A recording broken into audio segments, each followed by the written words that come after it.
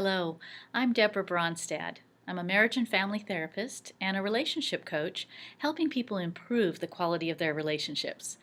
One of the ways I do that is teaching people how to communicate better. And one important aspect of communication is how to repair things when something goes wrong. And so today I'd like to share with you about how to make an effective apology. Well, some of the reasons we would want to make an apology maybe seem kind of obvious, but usually it's because there's been an offense in the relationship where somebody's been hurt and we caused that hurt by something we said, something we did, an attitude. And so we use an apology to mend a wound in the relationship. We may use it to restore trust in the relationship. Oftentimes, we're using an apology to right a wrong or to repair damage that's been done. And so today, we're going to talk about how to make an effective apology. Now, before making an apology, you want to be sure that any anger that you have toward the other person, that you've had some time to process that, to release some of that, so that in your apology, that you're not coming across as angry. Because what that does is that causes the other person to think that you don't really mean the apology, that you're not actually accepting responsibility for what you said or what you did. And so making sure that when you're ready to make that apology, that you're coming from a calm place is very important. The second thing is that you want to come with a humble attitude, that you're coming with the desire not to prove a point, but to restore harmony in the relationship, that you want to bring healing to the other person even through that apology as you take responsibility for your part in the conflict. A third thing that you want to do is acknowledge the specific things that you did or said or the attitudes that you held that caused the other person pain. At this time, it is really essential, and as well as at any other time, that you don't blame the other person for what you did. Because as soon as that blame enters in, it takes away all the power of healing that an apology can offer. You want to validate the other person's experience. How did they feel when you said that or when you did that? And by validating, we mean by acknowledging the feelings that the other person likely felt, or they may have told you they felt. Maybe they were angry, maybe they were hurt. And so you want to acknowledge that by reflecting back those feelings, that you get it, that they were hurt by what you said. You get it, that when you did this, they felt angry. Another thing you want to do in an effective apology is to let the person know that you don't want to hurt them like that again. That's an important part of building trust. Okay? An apology basically is meaningless if you're going to turn around and do the same thing again. Now, a lot of times we're in the process of changing destructive patterns of behavior or the way we use our words. And so it does happen that we hurt somebody again in the same way.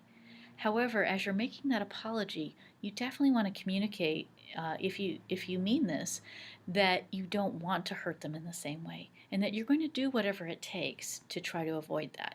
And it might mean letting the other person call you out on it when you're doing the same thing. The next thing you want to do is, after you have stated clearly what you did that hurt the other person, that you've acknowledged their feelings about it, and you've apologized, you also want to bring that communication full circle by asking, will you forgive me? This is really important because oftentimes we say, I'm sorry, but we don't actually request a response from the other person that helps us know that now the relationship is okay. And so when you ask, will you forgive me? You're giving them an opportunity to release a debt. You owe them a debt when you've hurt them, and you're giving that opportunity for them to say, yes, I release that debt. Now, sometimes the other person isn't quite ready to release that debt, and they're not ready to give up their anger or to let go of their pain. And if they're not ready to do that, it's important to respect that and honor that and not demand a forgiveness because you really can't demand them to give forgiveness. Forgiveness is a gift. And so the other person may simply need more time. Now, it would be appropriate to say, is there anything you need from me to make this right? And that also indicates your sincerity and your desire to bring healing in this relationship.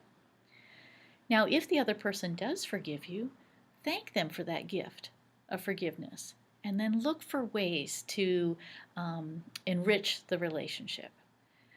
And so, with these steps to making an effective apology, I encourage you to try them out in your relationships. Maybe there's something that has been kind of hidden under the rug for a while that you've not talked about. But an apology can bring great healing and peace, even for something that happened a long time ago. And so I encourage you to use these tips and also to be aware. I guess one more thing I'd like to share with you is sometimes there's hurts and wounds in a relationship that are not simply healed with an apology. Sometimes there's been trauma. Sometimes the wound actually was caused intentionally.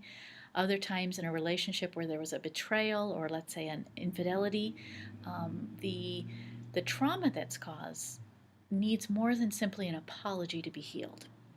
And so when there's more complications in the relationship, I encourage you to give me a call at 805 242 3569. And I'd like to work with you on how to bring healing from that rift in the relationship. I know those can be some sticky situations because people have anger and defensiveness, and it kind of hinders an effective communication to really resolve those things in the history. So I'd love to help you with that. Feel free to give me a call for a free consultation, and we'll take about 15 minutes on the phone and talk about how we might create a plan together to work through that. And whether that's you alone or you with a partner, or maybe you have a friend or a sibling that a family member where there's been this difficulty. I'd love to help you with that. I look forward to meeting with you again soon.